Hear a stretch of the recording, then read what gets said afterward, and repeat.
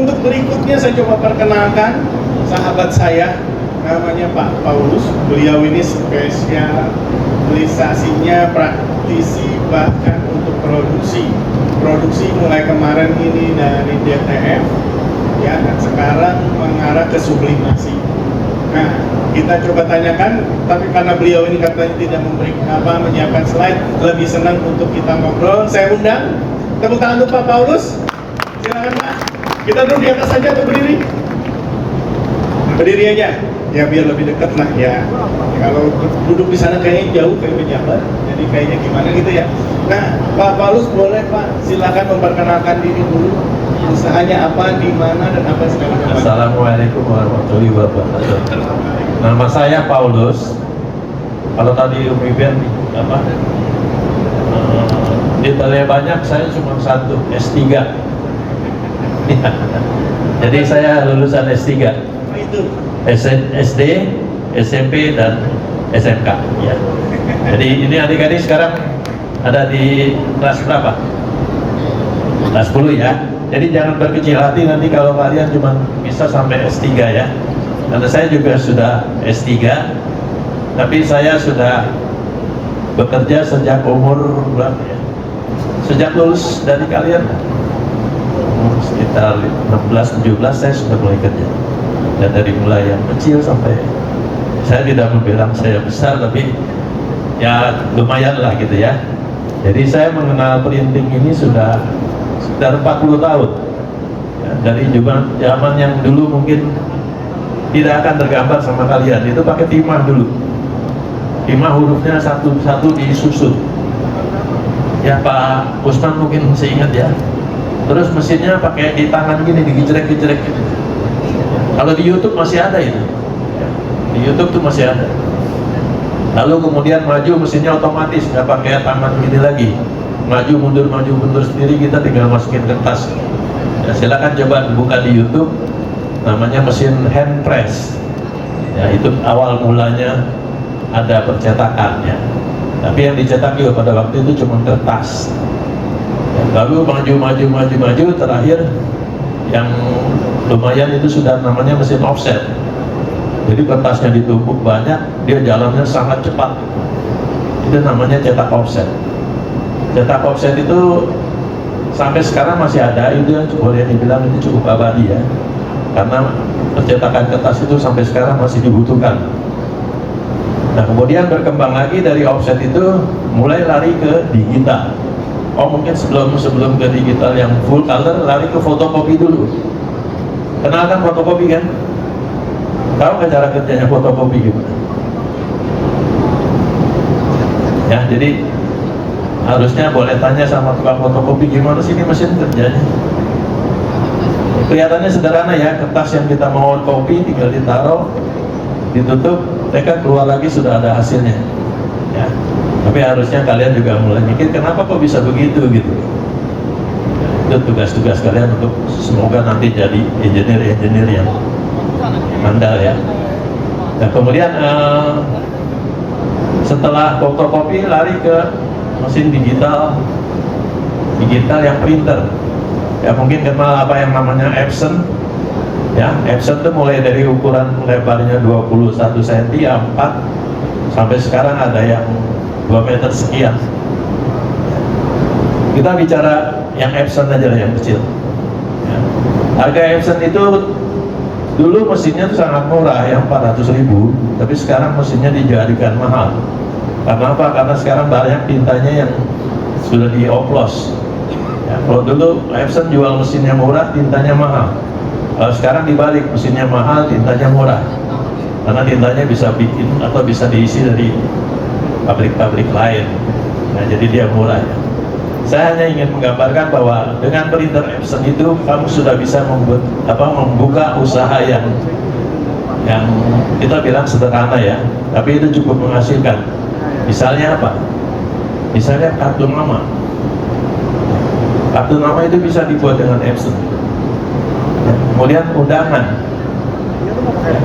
Undangan juga ukurannya paling besar juga A4 kan, dibagi 2, itu sudah jadi uang. Bisa juga yang lain-lain masih banyak. Kemudian meningkat lagi dengan printer yang diisi dengan tinta sublim. Ya, tinta sublim itu bisa mengerjakan hal-hal seperti bikin seperti ini ya. Printer itu yang harganya sekitar 2 jutaan sudah bisa bikin seperti ini. Ya, kemudian juga bikin muk. Muk yang coklat itu dengan mesin yang kecil kamu bisa membuat satu muk yang dengan desain sendiri. Dan banyak-banyak lagi ya, misalnya sapu tangan atau dari itu sublimasi kita meningkat lagi. Sekarang yang terakhir adalah dengan DTF, digital transfer film. Ya mungkin nanti di sana bisa lihat ada beberapa vendor yang pasang demo alat DTF. DTF itu lebih parah lagi, kerjanya lebih sangat sederhana. Kita punya gambar di komputer, kita print di mesin printing, lalu tinggal di-press di baju. Ya, bisa dilihat nanti di showroom sana, dan itu sangat sederhana. Jadi begitu cepat perkembangannya dari tahun ke tahun, sehingga kita harus mengikuti ya. Terutama yang ingin memulai bisnis itu memang benar kata Pak Usman bahwa bisnis yang paling mendekati real dengan budget berapa aja adalah di digital printing. Ya, jadi kalau adik-adik mau mulai bisnis, belajar dari YouTube ya. Dari YouTube itu banyak sekali kok sekarang. Bagaimana cara cetak ini, cara cetak. Seperti kalender meja. Kalender meja itu saya lihat di online itu banyak sekali yang jual. Padahal itu alatnya adalah sederhana ya. Alatnya cuma printer Epson seri L yang 1200 atau 1100 itu sudah bisa bikin kalender loh. Apalagi kalau meningkat yang A3 sudah bisa bikin kalender dinding yang A3 itu. Jadi intinya usaha itu tidak harus dengan modal yang besar ya. Dari modal yang kecil lama-lama kita bisa meningkat sehingga bisa menjadi besar ya. Salah satu contohnya ya saya lah. Saya dulu juga mesin yang tadi saya bilang, mesin yang pakai tangan ini saya pernah lakukan. Jadi itulah gambaran sedikit mengenai keadaan tentang printing ya. Mungkin kalau Bapak, Ibu atau ada yang mau tanya mengenai bisnis printing. Ya. Nah, yang ingin coba boleh sedikit diceritakan Pak, 6 bulan yang lalu ya kan, saya dengar tempat Pak Paulus ini dia ada cetak di mana tempatnya di Grogol ya, pemain lama di Grogol, jadi Jaya, jadi justru banyak beberapa cetakan, salah satu Pak Paulus ini.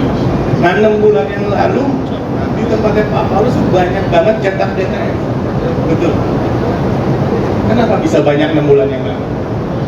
Yang pertama memang kita secara kebetulan ada acara 5 tahunan ya. Dari 5 tahun itu adalah acara pemilu ya. Pemilu itu menggunakan banyak sekali materi promosi yang menggunakan cetakan-cetakan baik dari kertas maupun dari topik kain ya. Jadi satu hal adalah seperti itu. Tapi yang kemudian bukan hanya sekedar itu.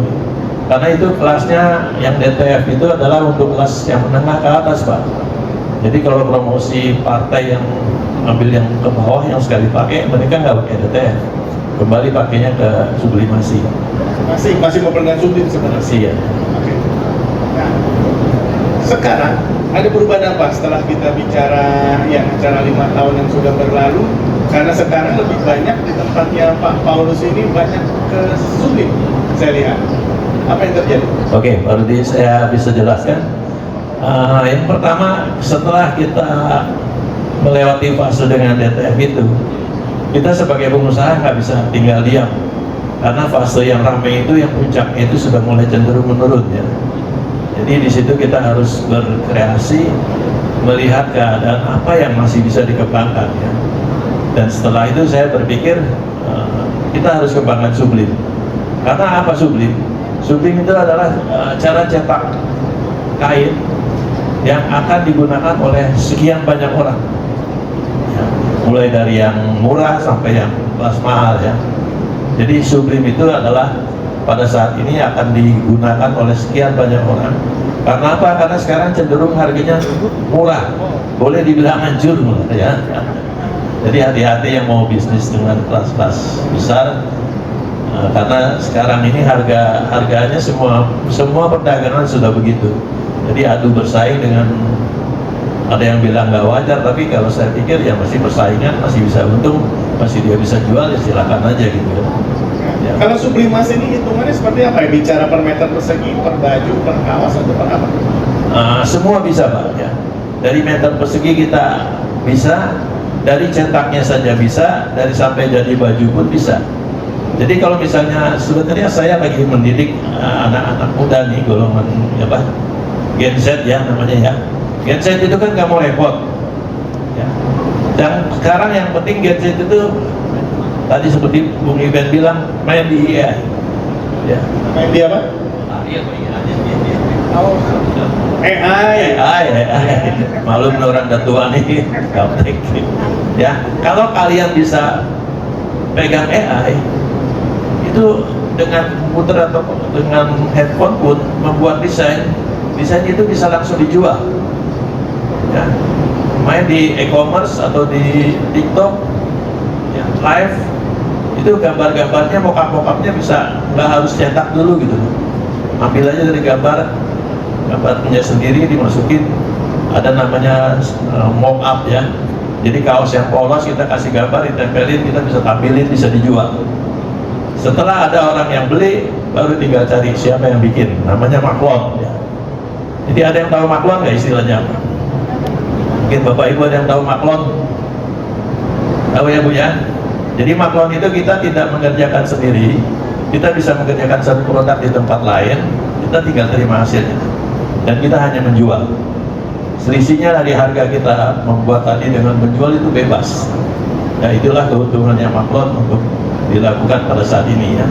Jadi pada saat ini kita tidak harus mutlak punya mesin dulu, tapi kita sekarang harus punya order dulu. Kalau ordernya ada, kita bisa cetak di tempat orang. Kalau sudah ramai sekali, baru pikirkan beli mesin. Itu kalau menurut saya ya. Tapi kalau jual mesin, jangan, kamu beli mesin dulu baru cari order. Oke. Kita kembali kepada sublimasi Pak. Dari sekian tadi banyak cetak sublim saja bisa bikin kaos dan yang lain-lain. Paling banyak sekarang ini tempatnya Pak Paulus cetak apa? Kalau yang paling banyak, kita sekarang masih punya pelanggan setia yang dari desainer ya. Salah satunya Ivan Gunawan, itu pelanggan kita gitu. Jadi kita harus dengan kualitas bagus, dengan waktu cetak yang cukup ya, yang sesuai dengan permohonan mereka, dan kemudian dengan harga yang layak, yang pantas. Setelah pelanggan kita yang justru kenapa saya sekarang kembangkan Sublim, karena pertama saya sudah punya pelanggan yang tetap ya. Yang kedua, saya lagi membaca bahwa pergerakan Sublim ini harus diikuti gitu ya. Sebenarnya Sublim itu sudah lama sekali ya. Saya main dari tahun 97 ke 96 di main Sublim. 9 bulan sudah sublim? Sudah Sublim, sudah ada Pak. Pakai printer Epson yang saya modif loh. Ini juga modif Indonesia. Bukan hancurin Epson. Ya, jadi Sublim itu saya lagi berpikir saatnya sekarang kita untuk memperkuat Sublim. Ya. Sekarang setelah masa Covid selesai, banyak acara-acara event-event itu sudah mulai kembali. Event lari, event sepeda, ya, event bola, itu sudah ramai lagi gitu ya. Dan itu memerlukan terutama seragam-seragamnya komunitas yang cetak jersey. Ya. Nah, jersey itu kalau dulu itu jersey kita bikin antara 100 sampai 150 ribu, sekarang 50 ribu sudah bisa jual jersey. Sudah jadi kaos. Sudah jadi kaos. Jadi misalnya kalian punya klub nih mau bikin jersey, cari saya, bayar 50 ribu satu kaos. Kalian bisa jual di klub 75 atau 100, silakan. Itu tadi maksudnya arahnya ke sana. Tapi banyak juga yang nyetaknya hitungan meteran, meter. Ya, kalau mereka punya alat pendukung, biasanya mereka hanya cetak meteran. Jadi alat pendukung misalnya mereka punya penjahit sendiri gitu ya. Mereka punya alat cutting sendiri, mereka beli meteran di kita. Karena jauh lebih murah ya meteran. Gitu Pak. Biasanya cetaknya sudah termasuk sama kainnya atau jasa cetak saja? Ada dua kemungkinan. Kalau orang tahu jenis kainnya, dia akan bilang ke kita, saya perlu kain misalnya apa? Misal kain BSY, ya, kita sesuaikan permintaan mereka BSY. Tapi kalau misalnya mereka cerewet-cerewet, kainnya cari sendirilah, biar kita tinggal print aja gitu. Kita tinggal print dan press saja. Print dan press.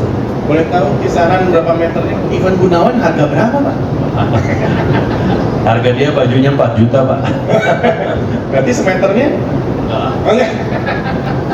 Kamu buka Karena rahasia.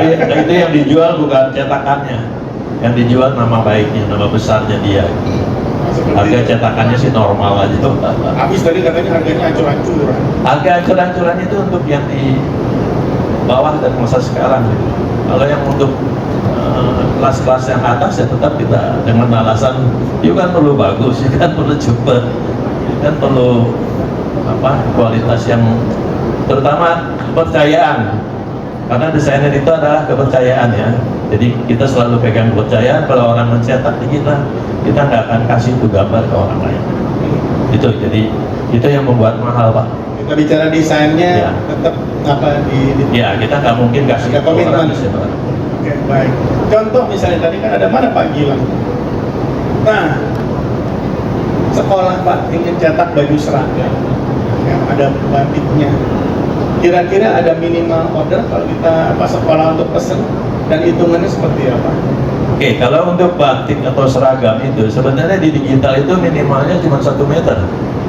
Ya, misalnya cuma mau bikin contoh dulu, bolehlah bikin 1 atau 2 meter untuk satu baju. Setelah oke, setelah dikelilingin, oh ini gambarnya bagus, dijahitannya bagus, bisa diteruskan. Itulah ada keunggulan salah satu dari digital printing. Masalah harga itu sangat relatif. Tadi memang kita mengikuti quantity ya, makin besar quantity-nya harganya makin murah. Jadi kalau cuma quantity di bawah 100 meter biasanya kita ada harga standar sekitar 10.000 8 meter persegi. Kalau di bawah, kalau di atas dari 10 meter harganya akan berbeda. Seperti itu. Ya. Sudah kebayang ya, jadi kalau nyetak 1 meter persegi Pak, bisa jadi untuk 20 siswa. Siswanya kecil-kecil.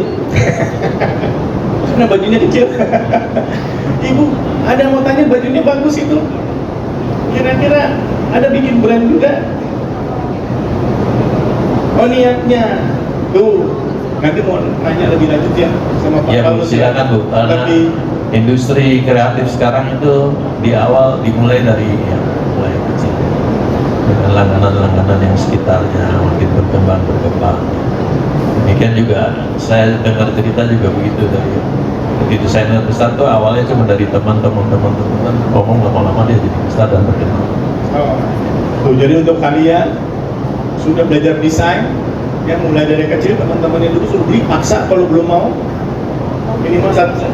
Ini dari grafika Pak, SMK Grafika, SMK Negeri 7 Jakarta Grafika jurusannya. Dan yang membuat heran lebih banyak ceweknya Pak dibanding cowoknya. Jadi makhluk langka cowok-cowok di grafika sepertinya. Nah, ada lagi. Iya, tuh makanya tadi beli catat Pak, udah ada 3 halaman tuh ya mau ditanyakan. Catatannya banyak banget. Nah, tapi paling tidak saya coba tanya dulu, Mas Esa sudah hadir di sini? Belum ya? Belum, berarti kita lanjut aja. Oke.